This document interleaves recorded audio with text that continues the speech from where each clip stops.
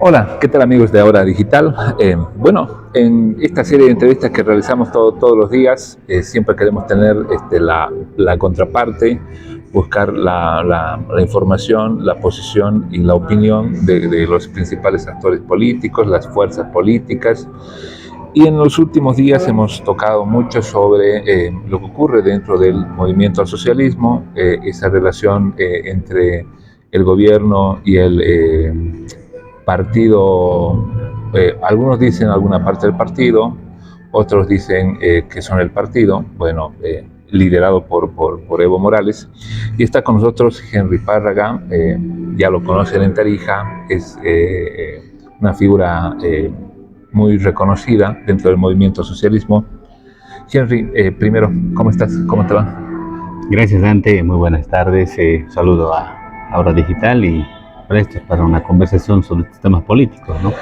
Bueno, decíamos, ¿no? Hay una situación complicada, cada día ha ido escalando más. Uno veía, no sé, el año pasado no imaginaba lo que iba a llegar a esta época, pero lo cierto es que hay dos posiciones, dos corrientes dentro del movimiento al socialismo, una del gobierno con Arce a la cabeza, aunque Arce dice que él no quiere ser candidato, pero es esa corriente que está ahí.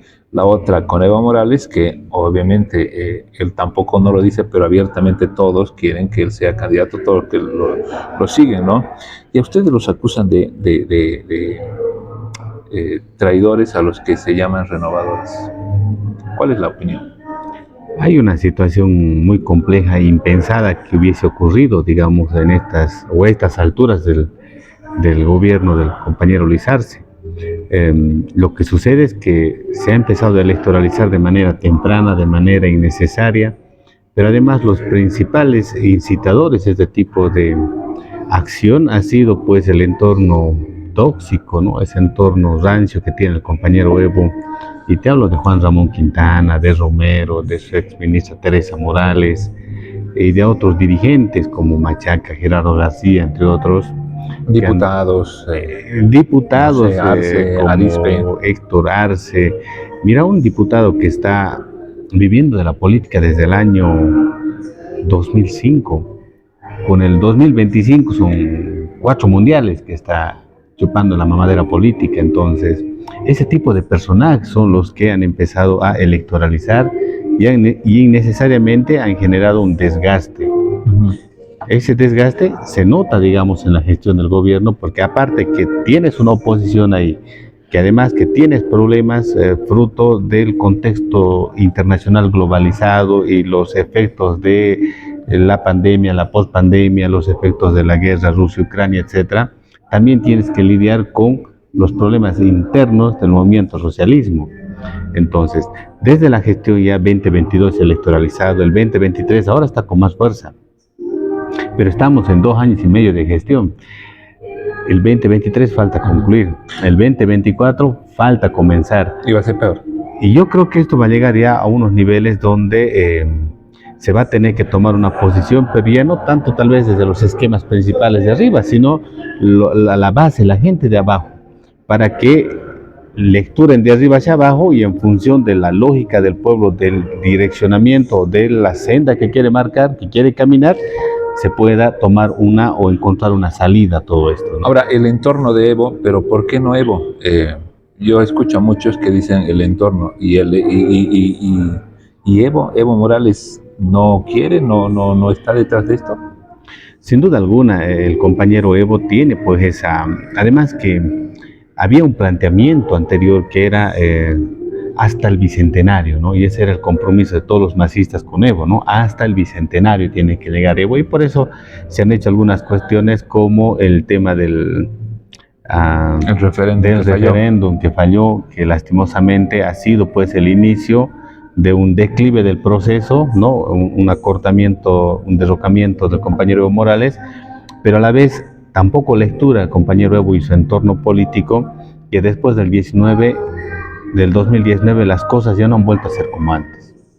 En ausencia de Evo, en ausencia de todos los ministros que ahora agarran y hablan de revolución y de reencaminar y de profundizar el proceso, toditos ellos se escaparon o se refugiaron en las embajadas. Y el fenómeno que ha ocurrido es que han aparecido varios Evos en todo el país, gente rebelde, muy decidida con su forma de pensamiento, y muchos de estos han puesto sus vidas, se han perdido vidas en Sencata, en Sacaba, más allá de poder analizar ese contexto, pero han dado vidas. Entonces, después de ese momento ya es irreversible que ese tipo de pensamiento, porque al final se ha dejado un pueblo solo, sin su comandante, el pueblo no sabía qué hacer. Entonces se ha empezado a unificar por todo lado, a unir, han aparecido nuevos actores, nuevos articuladores, y se ha recuperado la democracia, se ha recuperado el gobierno para el movimiento al socialismo, sin la presencia de sus principales operadores políticos de Evo. Te hablo de Ramón Quintana, de igual te hablo de Romero, etcétera. Ni siquiera el compañero Evo, digamos, estaba tan inmerso en esa articulación interna y natural que ha empezado a fluir. Que ha empezado a fluir principalmente en el Alto y también obviamente en el sector del Chapare, en Cochabamba y en Santa Cruz. Los ministros escaparon, los exministros. Pero se escaparon, se refugiaron. Romero estaba saliendo pidiendo auxilio ahí con oxígeno y todas esas cuestiones, ¿no? ¿Y Evo Morales? Mira, de Evo era una cuestión, yo creo que si no salía del país lo mataban. Porque la temperatura política del país era muy fuerte, ahí no importaba, se ha visto también acá en Tarija lo mismo, pero con más razón, ¿no? Estamos hablando de un presidente que evidentemente no salía del país, lo mataban, quizá desembocaba en algo, pero quizá también como muchos líderes, ¿no? Como muchos líderes se predica con el ejemplo, ¿no? Entonces muchos líderes también han ofrendado su vida por una causa que ellos creían que era la correcta. Y evidentemente han quedado en la historia. Algunos siempre sacan en cara a, no sé, Eva Copa, ¿no? O algún otro dirigente dice, nosotros no nos hemos escapado. Pero es la verdad, nosotros no nos hemos escapado. Los que ahora están con Evo, cuando viene a Tarija el compañero, toditos se han escapado. Algunos a provincias, algunos a sus chacras, otros se han cambiado de nombre, en Face, en el WhatsApp se han desaparecido. Y de aquí en Tarija nos conocemos, no pasábamos de 4 de 5, que hemos gritado que obviamente necesitamos organizar si queremos articular y tenemos que entrar a un proceso eleccionario. El resto que ahora grita Evo, Evo arriba, Evo abajo, nunca ha estado. Entonces esa es la gente que ahora supuestamente se denomina radical. ¿Cómo puede ser radical ante alguien que llegó al MAS el 2016, 2017, 2017? ¿Quién, por ejemplo? Pero los actuales dirigentes, digamos, acá en Tarija, como Acosta y ese grupito de Yucras y todos, o sea, mal pueden llamarse ellos radicales porque ellos no conocen la esencia, ellos no han pasado por un proceso de formación política, ellos han llegado ahí por cosas, digamos, de la vida, por decisiones incluso del ministro en su entonces, Héctor Arce Sacuneta. Él ha sido, digamos, el que empezó a arruinar el MAS en Tarija, y desde la entrada de este señor Acosta, el MAS se ha ido abajo en Tarija, se dividió en todas sus estructuras, las mismas organizaciones, y ahora estamos pues en esta fase, esperemos que sea una fase de reorganización para que empiece nuevamente a florecer la parte política del MAS. ¿Ustedes apoyan a Arce para candidato? Nosotros tenemos ahorita una responsabilidad hemos ayudado a cruzar un río turbulento, un río político turbulento, y le hemos puesto al compañero Luis Arce ese 55%, lo hemos puesto a este lado del río para que sea presidente. Y no podemos dejarlo aquí y volverse al otro lado. ¿Por qué? Por intereses de algunos cuantos que son los que están soplándole básicamente al compañero Evo Morales algunas candidaturas adelantadas, ¿no?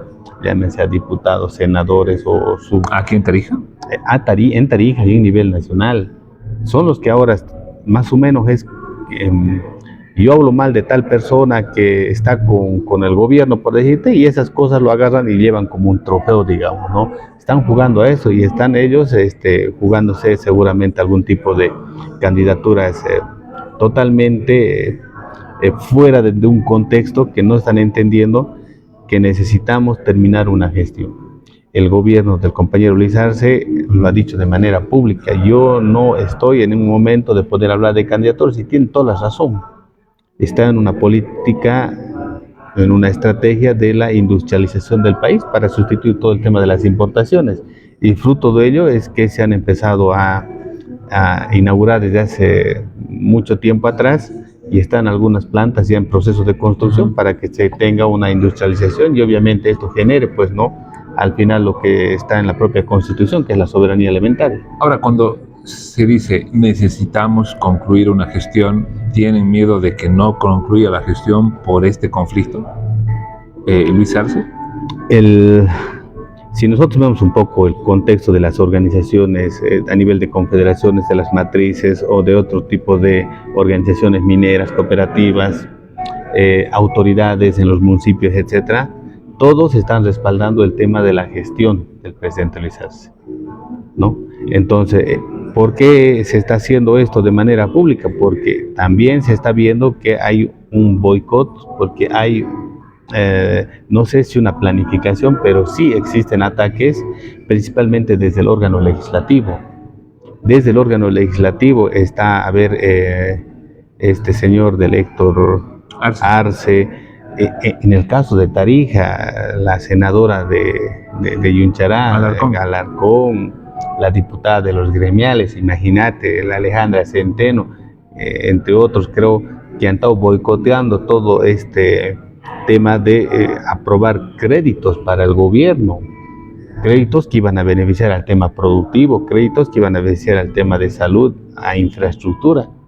Entonces, esto evidentemente se ha podido percibir y lo han manifestado diferentes organizaciones, haciendo conocer de manera pública que van a respaldar el tema de la gestión, y eso va también dirigido para ellos, ¿no?, porque ellos son los que están generando un desgaste desde un órgano legislativo. Ojo, esas personas que son ahorita nuestros senadores, nuestros diputados, no tan suma un voto, ahorita ha sido un voto corporativo por el MAS, es una votación corporativa la que tiene el movimiento al socialismo, y a eso evidentemente se ha debido sumar un segmento importante por las cualidades y el perfil, digamos, del presidente o candidato en su momento, Luis Arce, en un momento que Bolivia iba a afrontar un problema económico muy complejo, porque si no, ¿cómo podemos explicar también a la población?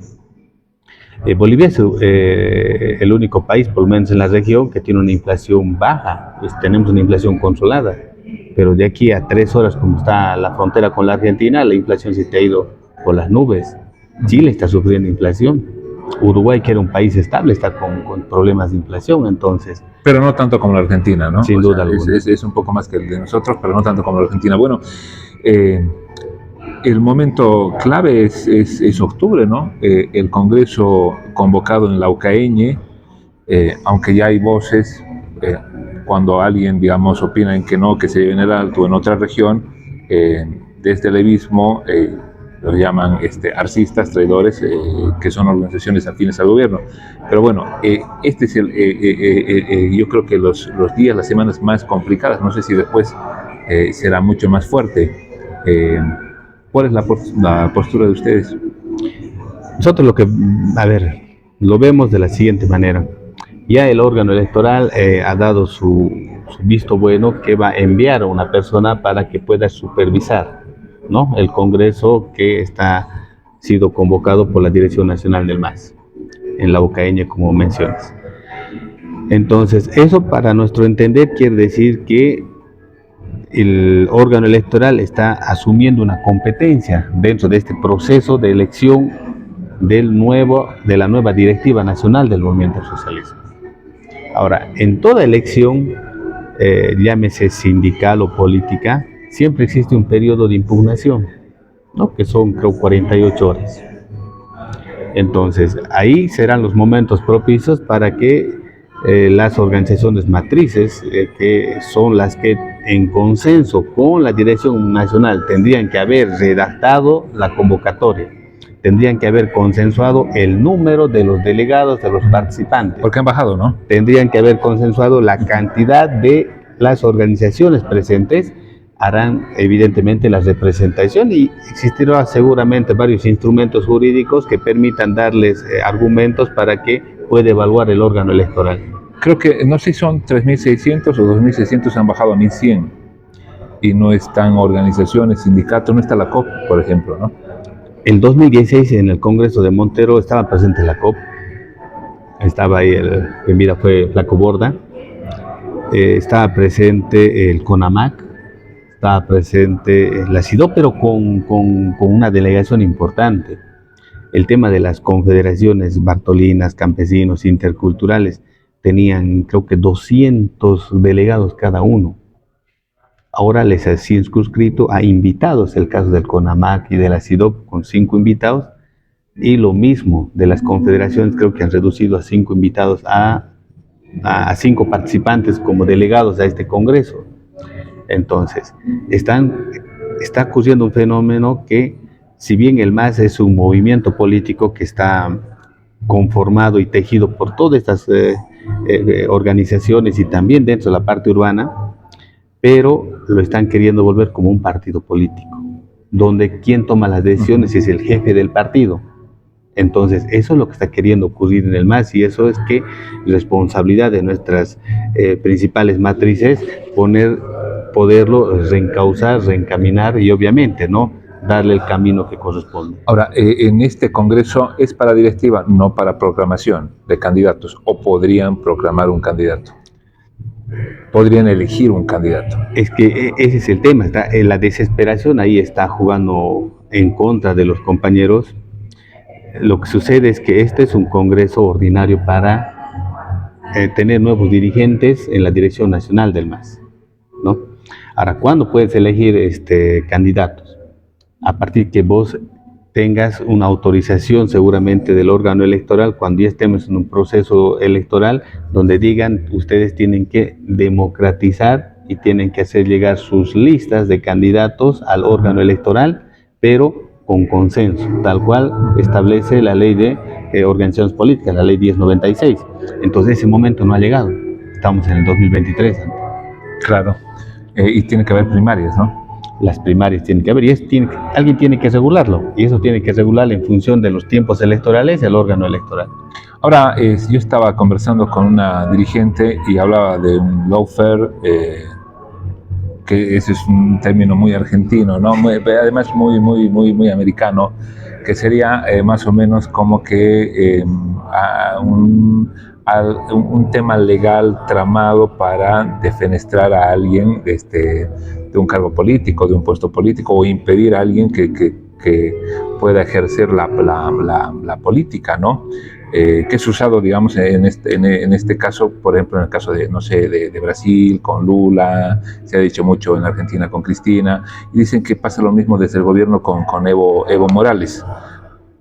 Punto, digamos, aparte para hablar de lo siguiente: si esto pasara, que se eliminara la candidatura de Evo Morales, ¿no?, que se proscriba la candidatura de Evo Morales, se va a desatar una violencia inimaginable, más o menos, recuerdo las palabras ahí, ¿no? O sea, sin precedentes, que lo que dicen estos dirigentes, bueno, desde el MAS, que es una amenaza, no sé si son no amenazas, sino es una advertencia muy complicada.